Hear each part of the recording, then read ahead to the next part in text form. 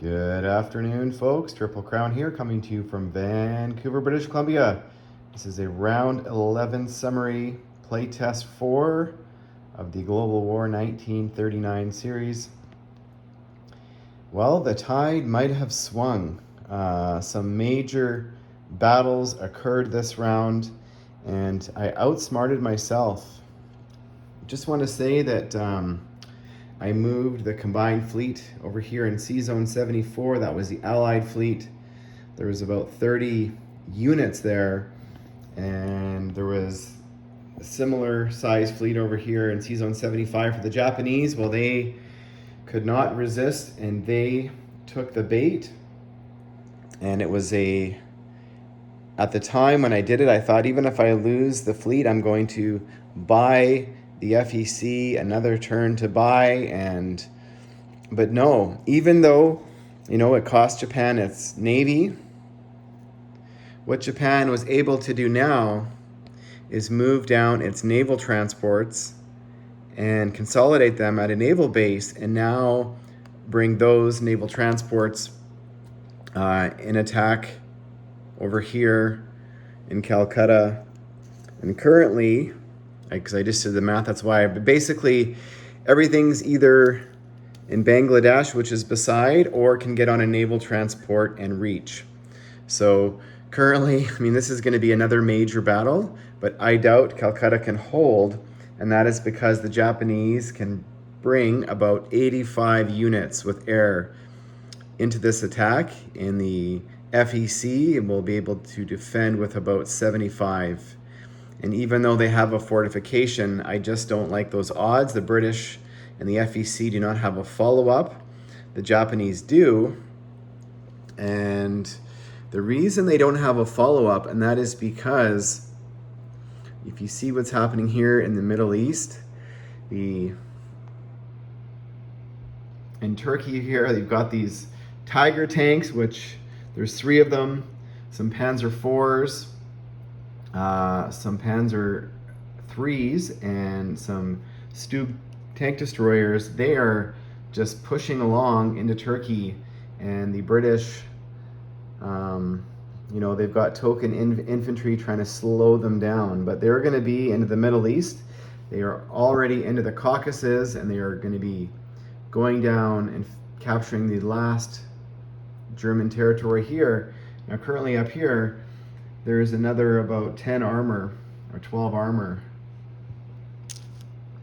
with some infantry that are coming down. Now, that is a major problem for the British, because now all of a sudden, is Cairo under threat? So building the 2 bombers, the heavy bombers, which was an expensive endeavor, the British might have been better off to build more aircraft or something to at least get over to here and maybe have some kind of a follow-up, and now they do not. So that is a problem.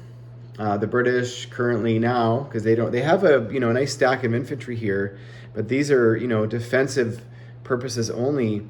And once the Germans get into Baku in this territory here, it's very hard for the British to defend. So that's going to be an interesting battle there. So currently, the Axis have 6 victory cities in the Pacific, and they need 6 on the Atlantic to win, and they had 7, but they lost 1. So this is currently what's sitting in Paris. There was a major battle. The British came in first, and they survived with 1 armor and their Air Force. They lost 1 aircraft to AAA fire, and then the Americans came in behind and finished them off, and that is what's surviving, which is more than what the Germans wanted. They had built for a counterattack, and it's not going to be enough.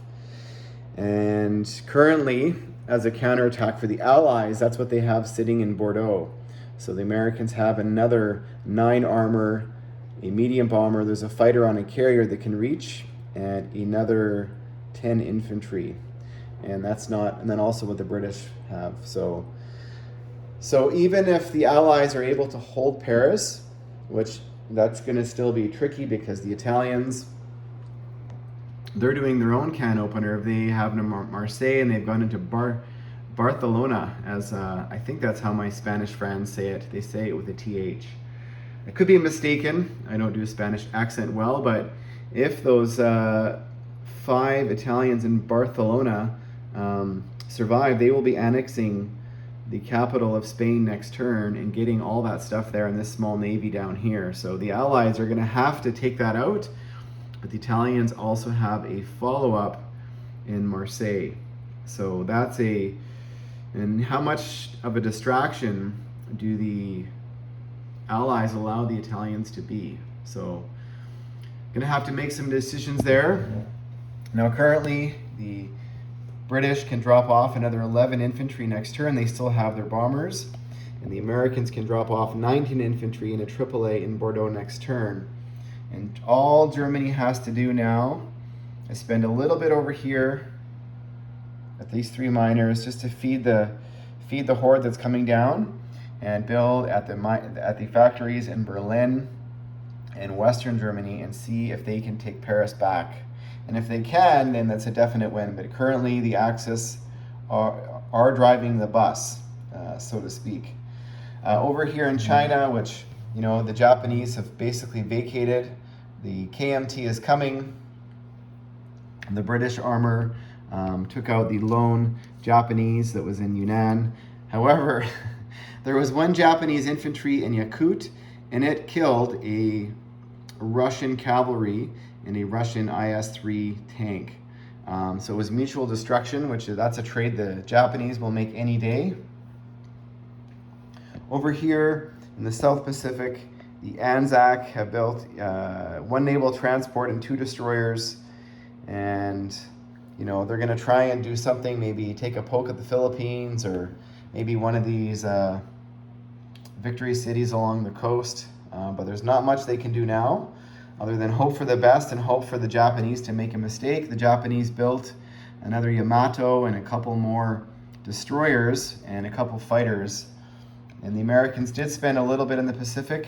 They built a carrier and 3 destroyers. So the Americans currently have 2 naval transports sitting off of the west coast of Seattle and Vancouver. And the Japanese, all their naval transports are sitting down here at the naval base off of Siam, ready to launch into C-Zone 68 and do a massive amphibious attack. So the British did debate whether or not to back off, like happened in Captain G's when he backed out of Moscow and survived. But yeah, it's kind of if the British back away, they will not have enough to recapture it. So are they better off to sit behind a fortification where they're defending better? So we'll see how they do. And that's the end of round 11. And stay tuned for round 12. Thanks for watching, folks.